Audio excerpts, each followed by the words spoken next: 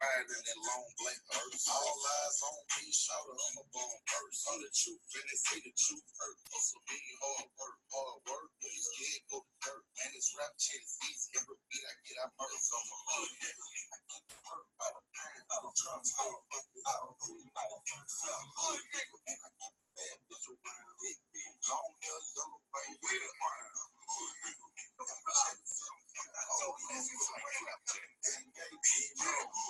I'ma play the game I go. Nigga take me out the hood, I'ma keep it hood, bro. These what's happening? You only get it crack, you heard about y'all already, baby. You can stop the act. I said I'm talking to the motherfucker high the other day. Lost my mind on my cell phone in the same night. Till he said, man, I had him on the same flight. Took him to the spot and let him rock the same mic. Cause I'm fall every day. You should have the same life.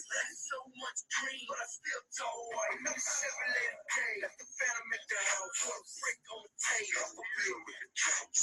First off, I'm a motherfucking chick. I never let a bitch look bow wow me. I'm a hood nigga. I keep the Bruh.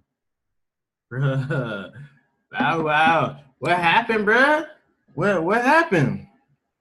This dude little as hell, and every woman think that she can try him, and well, his girlfriend did put a lamp in this man's face. It's a little bit to unpack here, so I'm gonna go and jump into it. Welcome to Self Shoots the Shit. I'm your host, Joshua Self. Let's go and get straight to it. Over the weekend, little Bow Wow apparently wanted to go to a party of some sort, and his girlfriend was not having that shit and put a lamp in this man's face. So the first issue really is men shouldn't be fighting women, but women shouldn't be fighting men either. So he didn't retaliate. If you look at the mug shot, she didn't have a scratch on her, not bruised, like her hair's not even messed up. Like she's about to go to a photo shoot. So he did not retaliate, but he still gets arrested. So if it was me, and I feel like, I got finna get arrested anyway, you might as well have gone knock her out. She crossed the line anyhow. She had this shit coming, but he opted to not retaliate. But his face is all scratched up, you know. I feel like it was more than just a lamp got thrown at him. But there were some comments by some other people about how it kind of embodies toxic masculinity, and there's a few things that we should really address here. For starters, the idea that a man like somehow he can't be hurt by women, or they should never admit when he's being hurt by a woman, that is part of toxic masculinity. Like the assumption that a man can't be weak, they can't show any type of weakness to anybody ever, and it's unhealthy. But I feel like in this situation, both of them were wrong. He should have seen the signs long time ago and should have ended that relationship way before it got to this point. She shouldn't put her hands on him in any type of way.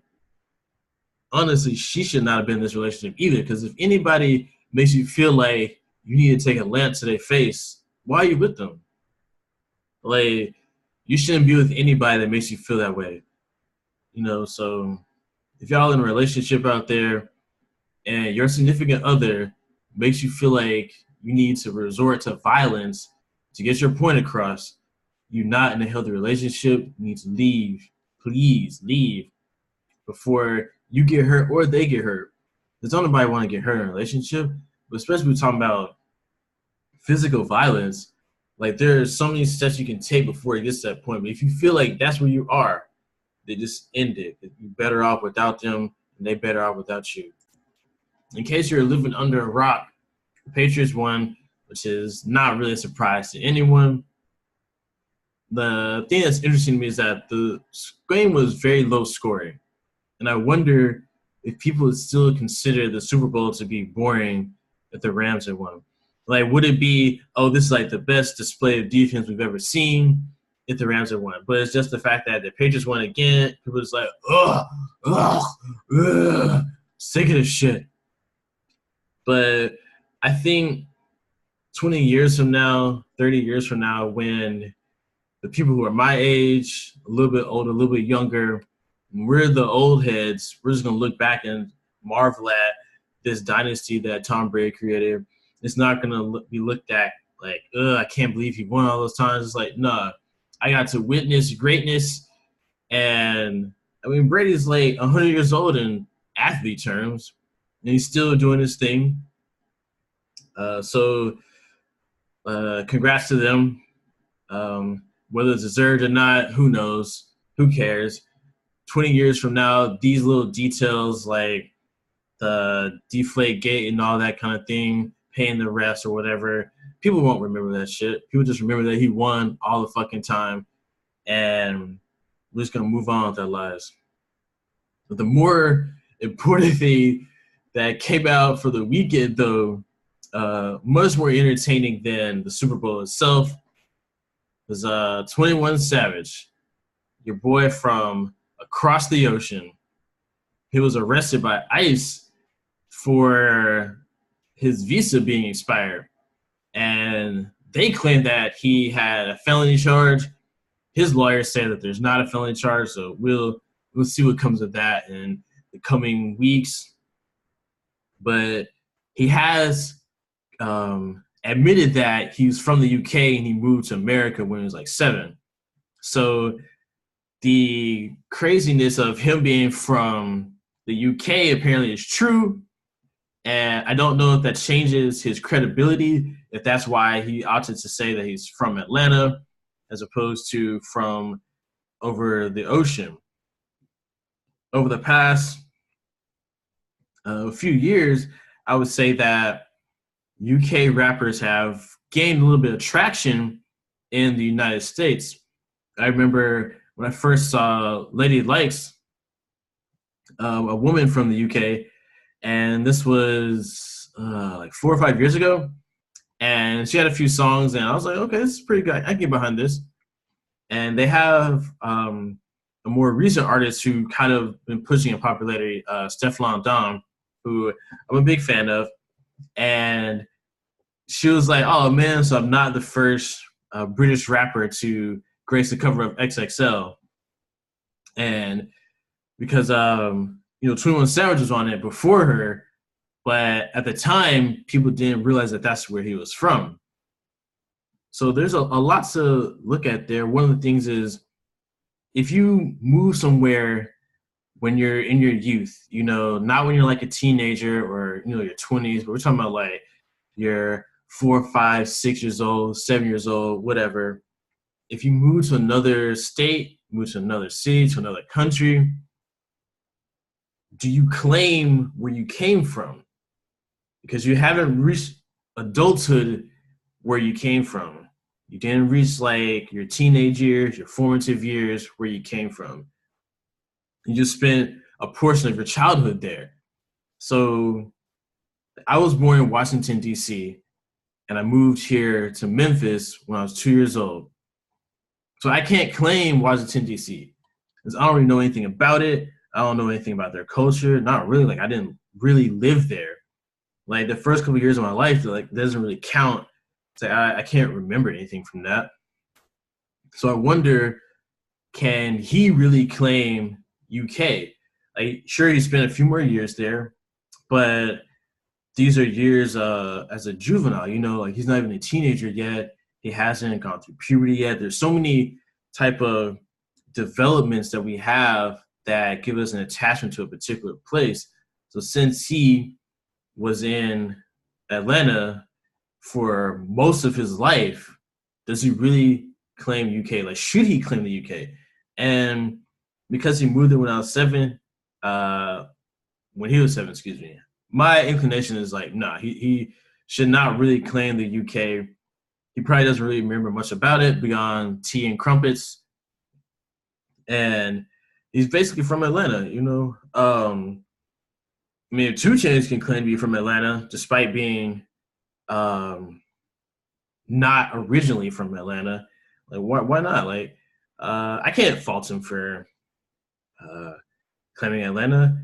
And I want to thank him for providing us with plenty of memes for the weekend. Way better than the Super Bowl memes. Better than the Super Bowl commercials, for that matter. Thank you, Mr. 21 Savage. You gave me some good laughs for the weekend. I appreciate it. Appreciate it. I did see the trailer for Shaw and Hobbs, or Hobbs and Shaw, whatever the movie is called. It's going to be starring Jason Statham and The Rock. It's under the Fast and Furious umbrella. And I like that they took, these are two best characters. They're the most well-liked, the most well-received. They're funny. They're very good at doing their action part. I can believe that these guys are actually down in the dirt, in the nitty-gritty, kicking all this ass, and also having a good time with it.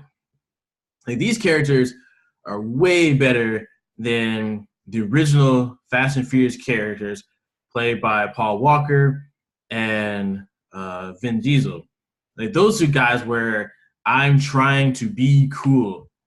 Like, how do I be cool? We'll talk with a low growl and use this kind of voice and say cool one-liners.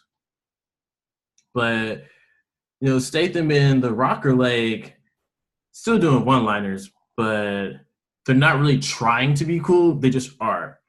And that was the one thing that got me, is that when the Fast and Furious first came out back in the day, it was awesome because we're in high school. Like, we didn't know any better anyway. Like, vroom, vroom, vroom, and women, yay, in bikini-type clothing or whatever. It's, like, awesome. Like, this is what high school is all about, right? Drive fast and get the hot girl, whatever. And those characters, like, when you become adults, they're like, the characters are pretty lame. They're a little anemic. There's not a whole lot of depth to them. And they're actually not funny. And the fact that they try so hard to be cool makes them uncool. So when we have The Rock and Statham, who are basically just playing themselves, like, they're not really acting. They're just like, this is who I am naturally. It's like, okay, cool. I can get behind that. Like, you're confident in who you are. You're having fun. I can see that you're having fun. Okay, cool. We'll all just have fun together. So I'm excited for this movie. Idris Elba's in it. So that's a higher percentage of brown than what they typically have, So I'm excited for that. And I like that they kind of did away with some of these shittier characters. Like, none of the women in Fast and Furious have really been that interesting to me. They've all seemed very, very weak. Like, there's no, like, strength to their character, And it's not that they don't have, like, strong personalities or something, or that their characters, like, physically weak or mentally weak, but rather their characters don't really have any depth. They're not interesting. They're very flat characters. And most of the men were also very flat characters, not much depth to them. I mean, Vin Diesel's character is terrible. Paul Walker's character is terrible. Basically, all their characters are terrible. The only one that gets a pass is Tyrese, because at least he's funny. Despite the fact that he's kind of, like, more silly, but I can get behind it. Like, he made me laugh a few times. Whereas most of these other guys, just like, I'm trying to be cool. Like, how do I be cool? Well, you talk in a low T voice like this, and then you're cool. But everybody else is kind of like, the character's terrible. So I'm glad that they did away with these shittier characters. Let's just have a fun movie with the only two people in the franchise that are actually worth a damn. I'm looking forward to that. So in my personal life, I have Valentine's Day on the way, and it's the first Valentine's Day I've had with a girlfriend in a very long time. So I'm kind of excited about it, and made a whole bunch of statements about shit that I'm going to do, and I'm 100% sure I can't really back it up. So if any of y'all know how to make steak, let me know, because I need some help. Please, pretty please, help me out. Like, help me back with the shit that I've been talking. This has been your host, Joshua Self. I'll catch you guys later.